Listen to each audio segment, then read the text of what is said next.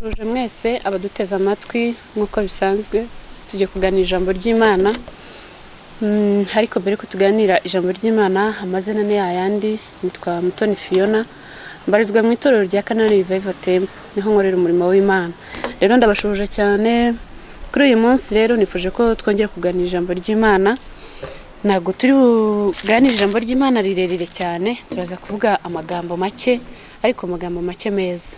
Rero uyu munsi nifuje ko tuganira ku rukundo rw'Imana. Abantu bagira urukundo, inshuti zigira urukundo, abavukana bagira urukundo, ababanye bagira urukundo, cyangwa se abarimo kwitegura kubana. Izo zose ni inkundo, kugira ngo umuntu wese yereke undi amarangamutima ye, byitwa urukundo.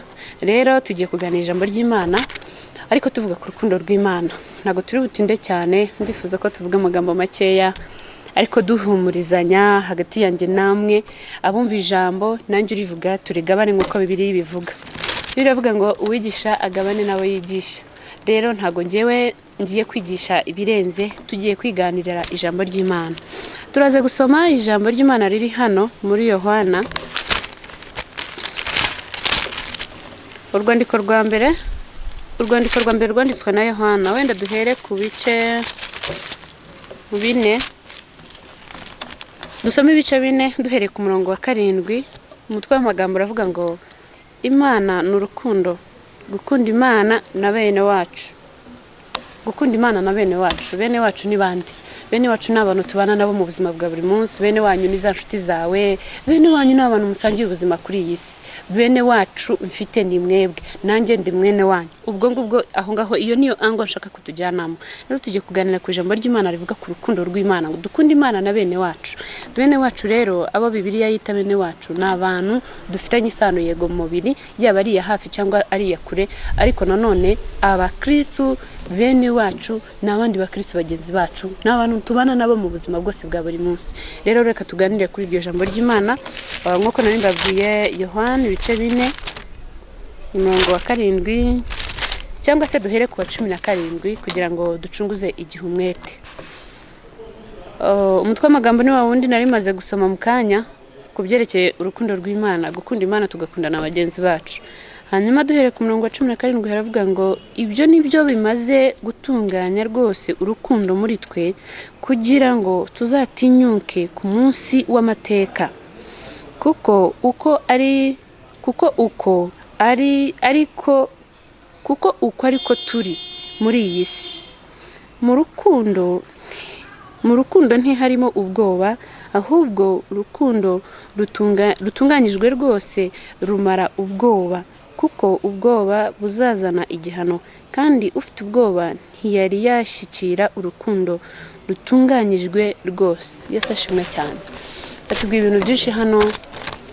Urukundo, ufite urukundo, tutagiye no muri ziditero zizindi zo hepfo, batubwiye ku murongo wa 8, urukundo ntiharimo ubwoba. Urukundo, hari akantu umutware wanjye ajya kunda kunsereza, akambwira ati buriya rero nubona ufite ubwoba ntuzagire ngo uba ufite urukundo. None no muri ibi rejo bundi narasomye ngasangamo ngo ufite ubwoba ntaba afite urukundo. Ufite urukundo ntagira ubwoba.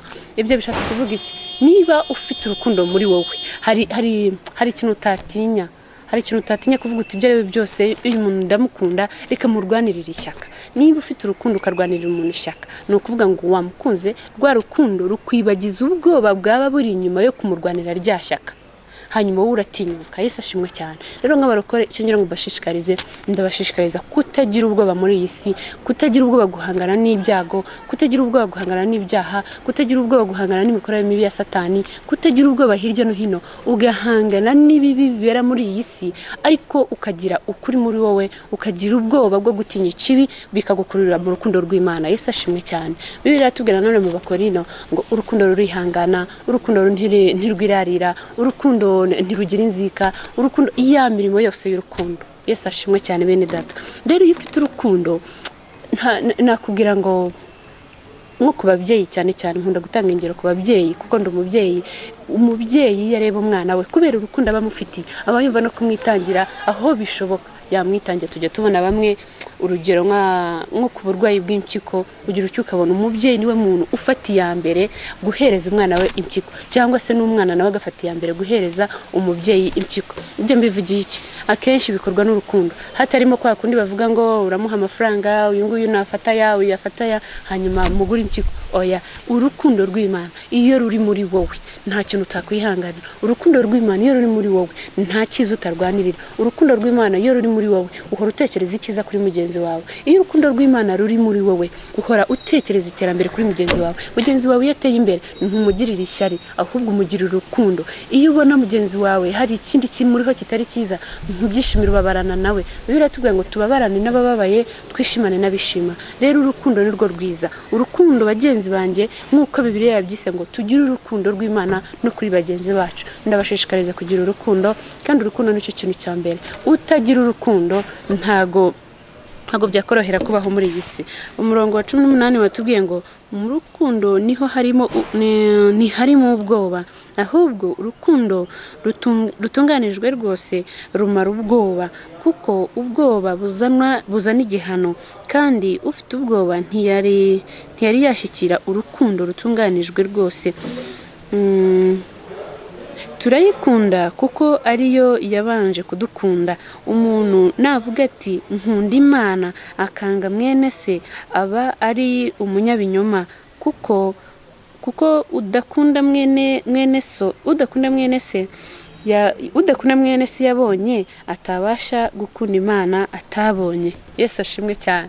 Hari ukuntu ushobora kumva umuntu aravuze ati canjye ndi umurokore ariko numva runaka ntamukunda. Ubwo nyine wabyishe. Niba Bibiliya bitubwiye hano ngo niba utarabasha gukunda mwene so, Imana utarabona yo waba wayikunze gute? Niba ntabasha gukunda mugenzi wanjye, Imana nkorera ntago n'ubundi nabanyifitiye urukundo, kuko ntago tuzabona Imana ihagaze mu ishusho, ntago tuzabona Satani ahagaze hano mu ishusho. Imana yitiza ishusho y'umuntu kugira ngo ikoreremo, kandi na Satani nawe yitiza ishusho y'umuntu kugira ngo nawe akoreremo. Wowe biterwa n'uwe wemereye ko agukoresha. Rero iyo ufite urukundo rw'Imana, ukunda mugenzi wawe, unconditional love, iyo niyo mvuga. Urwo rukundo ni rwo mvuga. Urukundo rudafite ibyo rushingiyeho, urukundo rudafite ibyo rureba, urukundo rudafite ibyo rugenderaho uvuga ngo niba adafite ibi ntago nzamukunda, niba atamaye ibi ntago nzamukunda. Urukundo mbega rudafite ikiguzi, niko navuga. Rero urukundo rudafite ikiguzi nirwo Bibiliya idutegeka. Yesu ashimwe bw'uko bw'Imana. Urukundo rudafite ikiguzi nirwo Mwuka Wera ashaka. Urukundo rudafite icyo umuntu yitwaza kugira ngo agendereho, urwo ngurwo nirwo Imana yacu ishaka. Bibiliya tubwiye ngo ni gute wabasha kuvuga ngo ukunda Imana Data kandi warananiwe gukunda mugenzi wawe? Wa mwene so twatangiranye nawe n'ubu urukundo rw'Imana uracyabitwibutsa. Ratubwiye ngo niba utabasha gukunda mwene so, no kuvuga ngo n'urukundo rw'Imana ntago rwaba kurimo. Umurongo wa 20 duhere kuri 19 aravuga ngo tuyikunda kuko ariyo yabanje kudukunda. Umuntu navuga ati nkunda Imana akanga mwene se aba ari umunyabinyoma, kuko udakunda mwene se yabonye atabasha gukunda Imana atabonye. Kandi dufite iri tegeko ryavuye kuri yo ngo ukunda Imana akunde na mwene se. Yesu ashimwe cyane. Ijambo ry'Imana ribisobanura neza. Bibiliya n'ubushize narabivuze, Bibiliya ni inyanja irimo byose, irimo icyo washaka kuroba cyose wakiroba. Washaka kuroba urukundo waruroba, washaka kuroba urwango waruroba, washaka kurobamo amagambo yo gushaka wayabona, washaka kurobamo amagambo yo gucuruza wayabona. Bibiliya ni inyanja ngari cyane warobamo ijambo ryo ryose kandi rikagufasha, biterwa n'uburyo wowe urikoresheje. Hano rero umurongo 21 niwo nshaka gutindaho ngo kandi dufite itegeko ryavuye kuri yo ngo ukunda Imana sore akunde na mwene se. Yesu nashimwe cyane.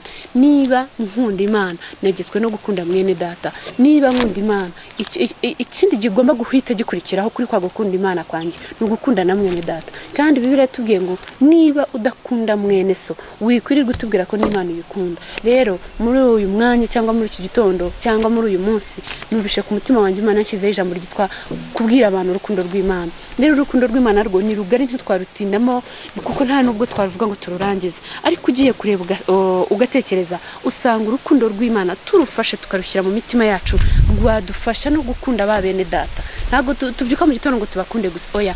Bibiliya irabivuga ngo nshobozwa byose na Kristo umereza imbaraga.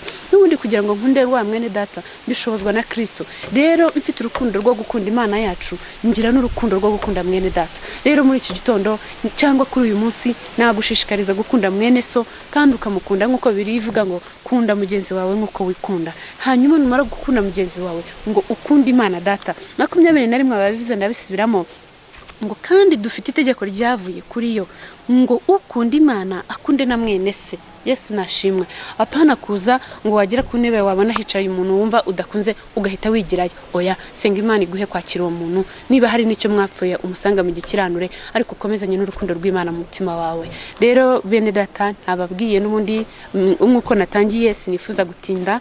Ndifuza ko twasangira ijambo ritoya gusa ryavugaga ku rukundo. Ndakwifuriza kugira urukundo kuri mugenzi wawe, ndakwifuriza kugira urukundo kuri bene so, ndakwifuriza kugira urukundo ku Mana yaremye isi n'ijuru. Ikintu cyatuma tubaho ni urukundo rw'Imana. Natwe cyatumye tuba kuri iyi si ni urukundo rw'Imana. Yego nkuko n'ubushize nabivuze, ntago habura kugira akantu k'inkomyi kakubaho, ariko kantu k'inkomyi kakubaho kagaruza urukundo rw'Imana. Ubugwaneza nibwo bwiza, kandi ubugwaneza ni urukundo. Rero nasoza mbabwira ngo urukundo rw'Imana rubabeho, kandi namwe mwese mugira urukundo kuri bagenzi banyu. Imana ibaho umugisha cyane.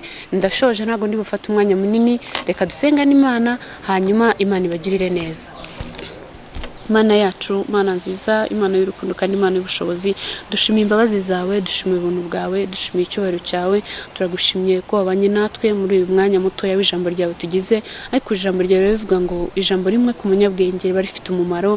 Ndakwinginze kugira ngo mwami Satani utera imitima yacu kugira ngo adusahure ijambo ryawe, ndamwirukanira kure kugira ngo umutwirukanire mwami, ntabashe gusahura ijambo rije mu mitima yacu, ahubwo mwami Imana ijambo twongeye kumva ryongere rigwe ku butaka bwiza, ryongere rugwe mu ifumbire, wongere uhembure imitima yacu mwami kugira ngo yongere kugubwa neza, yongere kumva urukundo rwawe, yongere mwami Imana kumva urukundo rwawe rumanuka nk'amazi akonje.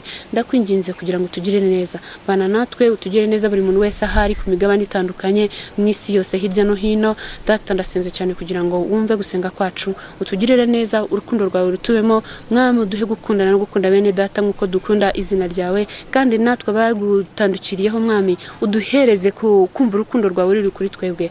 Mwami ndagushimiye kuko uri Imana, ubane natwe kuko uri Uwera wa Isiraheli. Dushimiye kubwo ijambo ryawe rimanutse mu mitima yacu, ni mu izina ry'Umwami wacu dusenze kandi twizeye, amen. Ndabashimiye ko mwabanye natwe. Imana mu ijuru ibahe umugisha. Nkuko natangiye mbivuga, ni Canaan Revaval Temple ibagejeho ijambo. Turabashimiye, umunsi mwiza.